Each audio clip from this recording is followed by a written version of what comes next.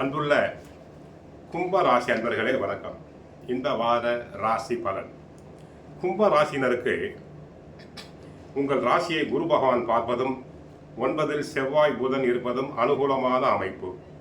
பல வரவுகள் சாதகமாக இருந்து குடும்பத்தில் மகிழ்ச்சி உண்டாகும். வெளியூர் தொடர்புகள் மூலமாக அனுகூலமான பலன்களை பெறுவீர்கள். தடைபட்ட சுபகாரியங்கள் தற்போது கைகூடி மனதில் மகிழ்ச்சி உண்டாகும். ஜென்மராசியில் ராகு இருப்பதால் உங்களது முன் கோபத்தை சற்று குறைத்துக் கொள்ள வேண்டும். ஏதிலும் பொறுமை அவசியம். தொழில் வியாபாரத்தில் நல்ல வாய்ப்புகள் உங்களுக்கு கிடைக்கும் என்றாலும் சின்ன சின்ன மறைமுக எதிர்ப்புகள் வரலாம். வேலையாட்களை அனுசரித்து செல்ல வேண்டும். உத்தியோகத்தில் இருப்பவர்களுக்கு உங்கள் பணியில் நீங்கள் சிறப்பாக செயல்பட்டு ஒரு கௌரவமான நிலையை எட்டக்கூடிய அமைப்பு உண்டாகும். மாணவர்களுக்கு கெட்ட சகவாசம் கூடாது. படிப்பில் கவனம் தேவை.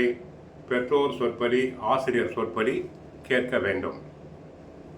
சிலருக்கு ஒற்றை தலைவலி முதுகு உபாதைகள் வரலாம். அஷ்டமராசிக்கு குரு அதிசாரமாக வருகிறார். அவருடைய பார்வை விசேஷமாக உங்கள் நலகுடும்ப ராசியில் விழப்போகிறது. குருவின் பார்வையால் பாக்கியஸ்தானம் பலம் பெறும். விரயஸ்தானமும் கட்டுப்படுகிறது. சுப செலவுகள் உண்டாகலாம். சுக்கிரனின் பார்வை கும்பராசியில் இருப்பதால் ராசியில் பொருளாதாரத்தில் சிக்கல் இல்லை. 9 அமர்ந்த செவ்வாய் தைரியஸ்தானத்தை பார்வையிடுகிறார். துணிச்சலோடு சில காரியங்களை செய்வீர்கள். புனித யாத்திரை மேற்கொள்வீர்கள். கணவன் மனைவி உறவுகளில் சிக்கல்கள் குறையும். தொழில் விஸ்தரிப்புக்காக கடன் பெறும் வாய்ப்புண்டு. ராசியில் ராகு சனி.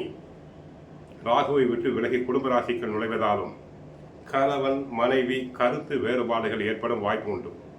குடும்ப விஷயங்களை சச்சரவின்றி பேசி சுமூகமாக முடிப்பது நல்லது. விவாதங்களை வளர்ப்பது தவிர்க்கப்பட வேண்டும். அவை விவகாரங்கள் ஆகிவிடும். பிரயாணங்களில் எச்சரிக்கை தேவை. வாகனங்கள் பழுதுபட்டு செலவு வைக்கலாம். கவனம் தேவை.